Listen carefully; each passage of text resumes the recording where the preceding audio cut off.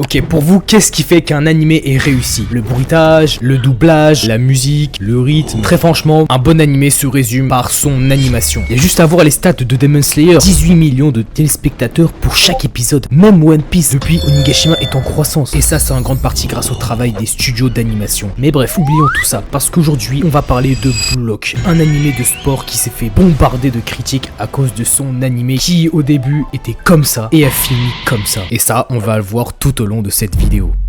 Août 2020, ça y est, l'anime de Blue Lock a été annoncé, ce qui a suscité une grande excitation chez les fans de manga sportifs, notamment de football.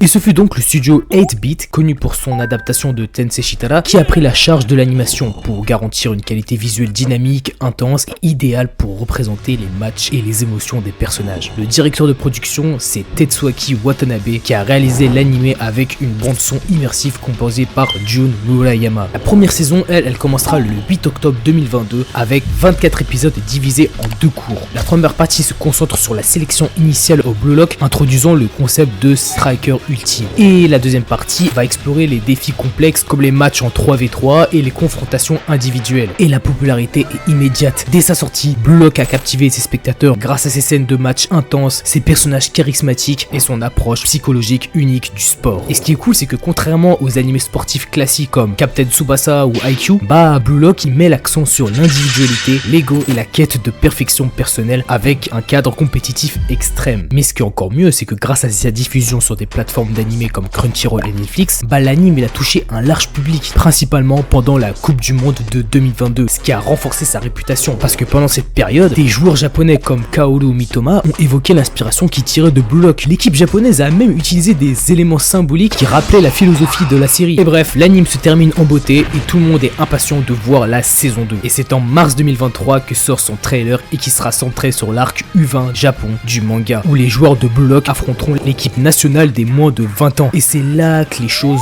sont vraiment parties en cacahuète. Beaucoup sont déçus de cette suite à cause d'une baisse de qualité d'animation. Et quand je vous dis que ça a pas plu aux fans, allez checker les centaines de mèmes créés pour se moquer de cette animation, classée à un niveau de type PowerPoint. Pour ceux qui savent pas ce que c'est PowerPoint, en gros c'est un logiciel scolaire pour les petits diaporamas d'exposés à la con que tu fais en 30 minutes. Bref, tout ça a déçu les spectateurs qui s'attendaient à un dynamisme similaire à celle de la première saison, mais laissez-moi vous montrer le vrai problème avec cette animation. Parce que ouais, l'anime Blue Lock présente des avantages, mais marqué par de gros inconvénients. Les 4 avantages que j'ai pu constater sont la qualité à des scènes dynamiques, avec les moments clés comme les tirs, les dribbles ou les duels, qui sont souvent bien animés, montrant que le studio a mis en avant des effets visuels stylisés pour rendre les scènes particulièrement mémorables. En deux, on a la représentation psychologique. Cet animé va intégrer des éléments visuels symboliques pour représenter les émotions des joueurs, exemple avec la zone ou l'ego, et ces choix renforcent l'impact narratif et permet une immersion plus unique dans l'univers de Blue Lock. En 3, on a l'adaptation fidèle. L'animation va quand même rester proche du manga en respectant ses designs originaux et le rythme des arcs. Et en dernier, on a la bande son immersive. La musique de Jun Murayama et les effets sonores vraiment ajouter de l'intensité et va amplifier l'impact des scènes de match. Passons maintenant aux inconvénients, avec déjà la baisse de qualité par moment. Il y a certains épisodes, surtout dans cette saison 2, qui ont été critiqués pour leur animation inégale. Un coup on aura un épisode incroyable, l'épisode suivant sera très mauvais. Regardez-moi cette 3D, on a parfois des scènes statiques, mal animées, qui ressemblent vraiment à des diaporamas. 2. La dépendance au dialogue dans les moments importants, parce que en dépit de ces scènes d'action, plusieurs moments importants reposent sur les dialogues internes des personnages, et ça ralentit grave le rythme et ça diminue l'impact visuel qu'on attendait. Et pour finir, on a la surutilisation des effets visuels. Certains spectateurs jugent que l'anime s'appuie trop sur des effets visuels exagérés, et ça va rendre les scènes moins réalistes. Je vous donne un exemple juste là. Bref, passons à la question finale. Pourquoi cet animé est médiocre? Cette médiocrité qu'on a pu voir dans cette saison 2, elle résulte de problèmes techniques liés à l'animation inégale, de sous-traitance et de direction artistique moins ambitieuse. Déjà, premièrement, il semblerait que le studio il a fait une erreur, celle de déléguer de nombreuses scènes à des équipes sous-traitantes, ce qui a entraîné une baisse de la cohérence visuelle. Deuxièmement, on a les retards et les contraintes de production, un point important qui a eu un impact sur la qualité globale. Ce sont des difficultés qui sont fréquentes dans l'industrie de l'animation japonaise, avec des délais qui sont souvent très serrés. Troisièmement, comparé à des des animés récents comme Jujutsu Kaisen ou SNK, qui ont explosé par des animations exceptionnelles et des budgets élevés, la saison 2 de Blue Lock, elle a l'air morte et pas très ambitieuse. Donc là on a une réponse à pourquoi les spectateurs et notamment moi n'ont pas été pleinement satisfaits. Pour finir, je vais vous donner mon avis. Je déteste pas totalement cette saison 2 de Blue Lock, seulement c'est difficile de regarder les épisodes avec immergence lorsque des éléments nous perturbent constamment et que des scènes à la minute sont similaires. Alors ouais, un animé peut être apprécié même sans animation extraordinaire, mais un bon animé doit toujours pouvoir nous captiver et nous plonger dans le moment. Et ça, c'est grâce à l'animation. Et c'est pour ça que je mets une note à Blue Lock saison 2 de 6 sur 10 en espérant que les épisodes qui vont sortir seront bien meilleurs. C'était Wawax.